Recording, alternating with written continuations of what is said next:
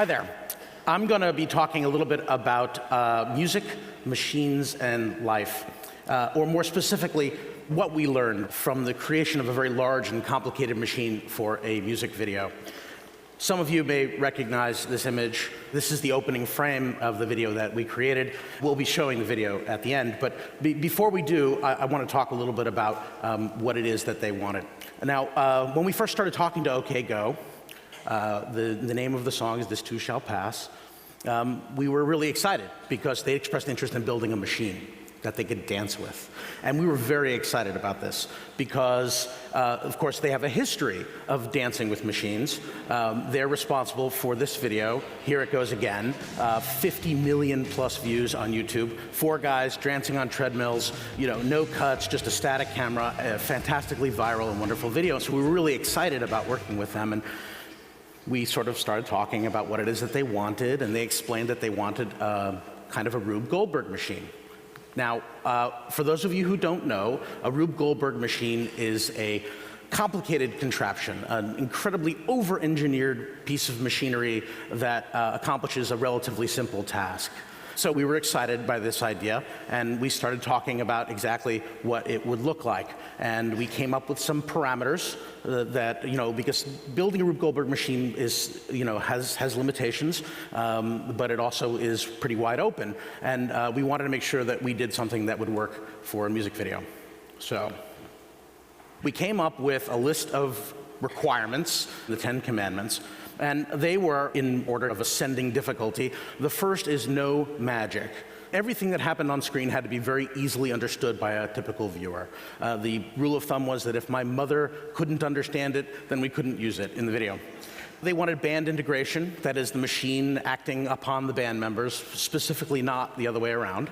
They wanted the machine action to follow the song feeling. So as the song picks up emotion, so should the machine get grander in its process. They wanted us to make use of a space. So we had this 10,000 square foot warehouse we were using, divided between 2 floors. It included an exterior loading dock. We used all of that, including a giant hole in the floor that we actually descended the camera and cameraman through. They wanted it messy, and we were happy to oblige. The machine itself would start the music. So the machine would get started, it would travel some distance, reacting along the way, hit play on an iPod or a tape deck or something that would start playback, and the machine would maintain synchronization throughout.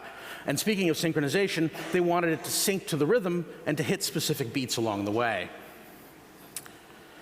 Okay. They wanted it to end precisely on time.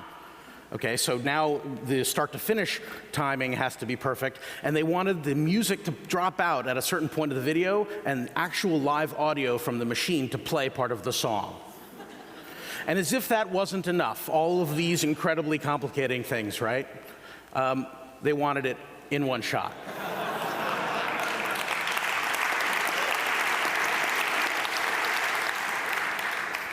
Okay. So just some statistics about sort of what we went through in the process. The machine itself has 89 distinct interactions. It took us 85 takes to get it on film to our satisfaction. Of those 85 takes, only 3 actually successfully completed their run. We destroyed 2 pianos and 10 televisions in the process. We went to Home Depot well over 100 times. And we lost 1 high-heeled shoe when one of our engineers, Heather Knight, left her high-heeled shoe after a nice dinner and returned back to the build and left it in a pile of stuff. And another engineer thought, well, that would be a really good thing to use, and ended up using it as a really nice trigger, and it's actually in the machine. So what did we learn from all of this? Well, having completed this, we get the opportunity to step back and reflect on some of the things. And we learned that small stuff stinks. Little balls in wooden tracks are really susceptible to humidity and temperature and a little bit of dust, and they fall out of the tracks, and the exact angles makes it hard to get right. And yet, a bowling ball will always follow the same path. It doesn't matter what temperature it is, doesn't matter what's in its way, it will pretty much get where it needs to go. But as much as the small stuff stinks, we needed somewhere to start so that we would have somewhere to go. And so you have to start with it, you have to focus on it. Small stuff stinks, but of course, it's essential, right? What else? Planning is incredibly important. You know, we spent a lot of time ideating and even building some of these things. It's been said that no battle plan survives contact with the enemy. I think our enemy was physics, and she's a cruel mistress, and often we had to pull things out as a result because of timing or aesthetics or whatever. And so while planning is important, so is flexibility. These are all things that ended up not making it into the final machine. So also put reliable stuff last. The stuff that's going to run every time, right? Again, small to large is relevant here. The little Lego car in the beginning of the video references the big real car near the end of the video. The big real car works every time. There's no problem about it. The little one had a tendency to try to run off the track, and that's a problem. So, but you don't want to have to reset the whole machine because the Lego car at the end doesn't work, right? So you put that up front so that if it fails, at least you know you don't have to reset the whole thing. Life can be messy. There were incredibly difficult moments in the building of this thing. Months were spent in this tiny cold warehouse, and the wonderful elation that we had when we finally completed it. So it's important to remember that whether it's good or it's bad, this too shall pass. Thank you very much.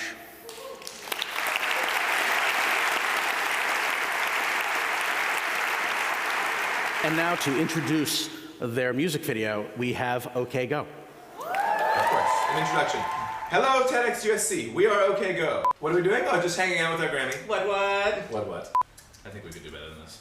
Hello, TEDx USC. We are OK Go. Have you read the Natural Curiosity Cabinet? Cabinet of Natural... Let's start again. We need some more ridiculous things besides the Cabinet of Natural Curiosities. Do you have a pipe, Damien? Tim's sundial hat. Have you seen the new work they've done to the Waltz Towers? Sorry, I'm starting again. Dogs. Hello, TEDx USC. We are OK Go, and this is our new video. This too shall pass. Oh. Fight on. Okay, we can still do one better, I think. Yeah. That one's pretty good. It's getting better.